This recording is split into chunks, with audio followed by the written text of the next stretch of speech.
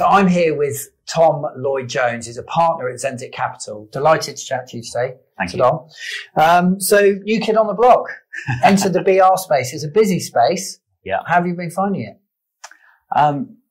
We've been really delighted actually with how the product has been received by the market. Yeah. We launched it about 3 years ago. We've had great response from both investors and clients, and the performance of the product has been superb. Without sort of wanting to blow my own trumpet in the first 2 minutes. That's what this video is all about. It's been I think it's been the top performing real estate driven IHT product for the last 3 years. Yeah. We've returned 6% since inception in 2019, which there's a sort of clear delta there between us and a lot of other providers, where I think the sort of the median return is around 3.25. So we're quite proud of that. Great. And real estate, obviously, broad spectrum. What's your specialism, and how long have you been working in that market? Yeah, great question. I mean, that is one of the things that people fail to appreciate, is thinking that real estate is a single sector, when actually we chart upwards of 30 subsectors to find value on almost a weekly basis. So we're assessing these sectors in terms of their operational fundamentals and their pricing. Where we've tended to focus is in sectors where we think there is the strongest growth potential. We want sectors where the growth and the value is to come. We don't want to finance sectors and pay a top price or lend at a most competitive, from a borrower perspective, competitive sense, when we feel actually all the value in that asset is priced in. So what that's meant in practice is we focused on bed sectors where strong demographic forces are driving that growth. So things like residential, PBSA, which is purpose-built student accommodation, one of the few sectors where the UK is a genuine market leader in provision of tertiary education, hotels and service apartments, and the new sort of growing PRS multifamily product, which is an established feature of European and US real estate markets. Right. But in the UK, it's been typically the provision of rental accommodation has been a mom and pop type job, whereas now you're seeing an advent of professionalized landlords offering bespoke rental accommodation. And obviously that's a huge demand for that product at the moment, because due to recent tax changes, we've seen a departure of amateur landlords now from the buy-to-let sector. Yeah, myself included. Creating a dearth of proper rental product. So we hope in some small part that we can contribute to the development. And what stage are you getting in at? You mentioned the development of that. Are you getting in at the early stage development? Are you taking development risk with that? On some of our transactions, absolutely. Yeah. So I would say we cover three main scenarios, which is acquisition, development, and then what we would describe as equity release. Right. So where the real estate is built, it's already acquired, so it's not an acquisition or development play. The developer or the real estate group seeks to have additional liquidity, perhaps to go and buy more assets. Yeah. And what we offer there is essentially a relatively short-term product, typically 12 to 24 months lending, where if they've got a deep balance sheet that we can underwrite and we can get comfortable with, that it can support additional debt capacity, then we'll lend there on a short-term basis for them to use that capital in typically acquisition or other real estate. And we're not talking about a two-bedroom apartment in Burnley here, are we? We're talking about big multi-purpose sort of development sites in Leeds and things like that. Exactly. I mean, that is what the PRS shift is about, is going from the two-bed flat in Burnley to as a minimum 7,500 unit apartment block where you have on-site amenities and a specific block tailored to renting. Yeah. The problem often with a two-bed apartment in, wherever, is originally it was designed as a single-family residence. Yeah. And it's had to be cut up to cater for multiple occupancies. Yeah. And it's just not suited to it in terms of the design of the house, the layout, the heating, the noise permeating between floors. None of that was thought about at the time the building was built, because it didn't need to. I can take a lot of responsibility for that. I used to work for a company in Leeds, and we were masters at turning two-bedroom properties into six-bedroom HMOs, shoving the students in the basement wherever possible. Okay, great. Well, look, that gives me kind of a sort of sense of the special. Give me a little bit of background to the team, and obviously you've been doing this for a while before formally entering the advised business relief space, if you like. Right. Yeah, I mean, founded in 2013, all the team is drawn from real estate credit backgrounds. So that's one of the things that sort of marks us out, we think, from maybe other IHT-driven strategies, is that we focus only on real estate. We don't cover any other sector. And we felt that there was a gap in the market for that degree of specialism. If we look at the institutional level, where investment funds, how they're structured and how and what they offer investors.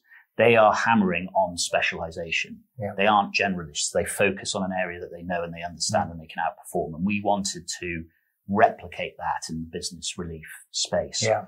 So the team is drawn from, I would say this, but top-notch team drawn from the likes of Barcap, CQS, which was a world-leading hedge fund, ICG, Brookfield. I myself started off life as a lawyer, so I trained at Farlands, which was a fantastic training there. Especially, I didn't realize it at the time, a fantastic background for finance, right? Understanding the legal process, because ultimately everything in finance at the bottom, you have to understand enforcement, and to understand enforcement, you have to understand the legal side of it. Yeah. So free plug there for McFarlane's. Yeah, absolutely. And obviously, with one of the things, with my other hat on, we look a lot at due diligence and, a few years ago, nobody really cared about whether there was gearing in business relief strategies. And then it's become one of the key considerations in and around the sort of level of risk that you might be taking on with gearing. Yeah. Has the interest rate environment affected the business? It's a great question. It's actually turned out, to touch what available wood there is, it's actually turned out to be actually quite a boon for lenders. Okay. What it's done, in the past 9 months is you've basically had a 400 basis point increase in the price of senior debt. And I think senior debt was too lowly priced for many years. Yeah. And I don't think it, while it may sound like a great thing, cheap leverage and everybody can pay very, very little for money, it incentivizes bad decisions. Yeah, I agree. And too willingness to assume risk. Yeah. And I think it's been helpful in two regards then. I think one, obviously, it is now much easier to earn a decent return off senior positions. Yeah. And secondly, I think the mindset slowly of borrowers will shift to having more prudence in the leverage that they take and to putting more equity into schemes, which ultimately reduces the risk of them. Yeah. So there has been, the flip side of it is that there's been compression in asset values for sure. Yeah. Which is interest rate rises is like financial gravity, really. It weighs down on any asset, not just real estate. All asset prices will be reduced, because ultimately what the interest rate really is almost is a proxy for a discount rate on those future cash flows. If you increase it, present value comes down. So there have been, obviously for people who hold assets, that's not pleasant. Yeah. But in the lending environment, I think it has been an overdue correction, and one that is positive for both lenders and borrowers, not a zero-sum game. What's good for us is bad for borrower. It's not like that. Okay, good. Well, look, undoubtedly specialists in real estate, and I do have to agree with you. I think there is room in the market for this. If you look across the business relief strategy, the business relief landscape, there's a lot of providers that are offering very similar strategies with similar sector allocation. That's hard for advisors. The likes of Puma, who are doing something different, Triple Point, who are doing something different, they're often seen as diversifiers in the market. So in the conversations that you've been having with advisors, are you finding that you're a product that's sitting alongside some of the more established players to provide that reduced concentration risk across sector allocation? Absolutely. Yeah. We see that an awful lot, both within real estate and across. So some investors, some advisors will come to us and say, we're making an allocation into X IHT product provider because it goes across forestry and other sectors. Yeah. But we want a specific real estate component, and there we're going to make an allocation to Puma or whatever, X%, and you for the remainder. Yeah. So I think it offers a diversifier. Because there are so many other product providers who can give you exposure to the other asset classes. Yeah. There's room for somebody like us, in my view, to say we're just going to do real estate. Yeah. And by the way, you can get a 300 basis point pick up on what some of the other guys do. Yeah. And so thinking of that, obviously, cost effective. Is it cost effective to come into you guys? Are you competitive with fees? Obviously, you've got a strong team there, good performance. Yeah. Yeah. So we're very competitive on fees because we have broader capital that we manage. And so what we're not looking to do here necessarily is to price the full cost of our business into this product, because we want to gain market share. Yeah. And so one of the ways that we're trying to do that is through a competitive fee structure where we don't take any management fee until we've delivered our target return of a 6. Okay. And that's good. It means that we have, in the true sense, skin in the game. Yeah. We are backing ourselves to perform to that level, and we will back that promise with a commitment to take no fees out of the structure until it's delivered. Okay, great.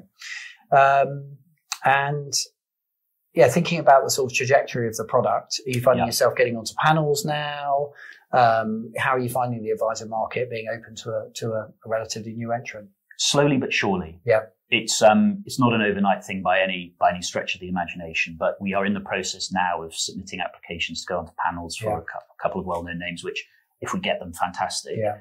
But the direction of travel is certainly that we are being invited now to pitch for panels, whereas before we were knocking on the door saying, please. Yeah. Now we're being asked. And so long may that continue. And that is a key part of our growth strategy is to build the AUM, get onto the panels. And plenty of capacity to do that, runway for lending.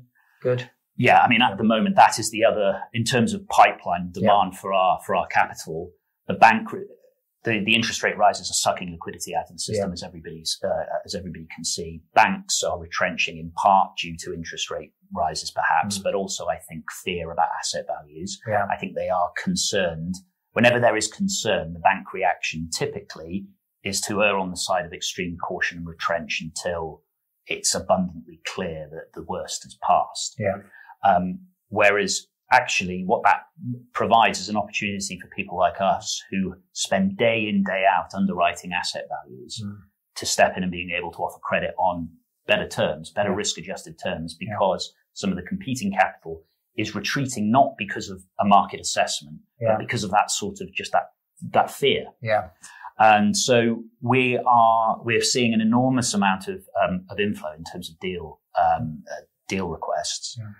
So pipeline for the moment, and I think for the next 12, 18 months will certainly not be an issue. Yeah, which is good against a backdrop of rising IHT receipts that are growing at $1 billion a year. Yeah, I mean, it's frightening really, isn't it? I mean, there was recently a Telegraph launched a sort of campaign to abolish it because they think it's getting to such a level now in terms of receipt that it is no longer a sideline issue affecting the super wealthy. Yeah. And that's certainly the case. And with the freezing of allowances, I think out to 2029, that number is going to go up and up and up. Yeah, 0.1 billion a month, I think it's rising out. So significant. Well, look, I think you're very well placed to benefit from that. Obviously, you've been in the market for 3 years, but I think what you're doing is genuinely interesting and different. Oh, thank you. And I'm pleased to be able to bring it to our audience of advisors. Great. I've learned a lot about real estate and I really enjoyed talking to you. Oh, likewise. Brilliant. Thank you very much. Thank you.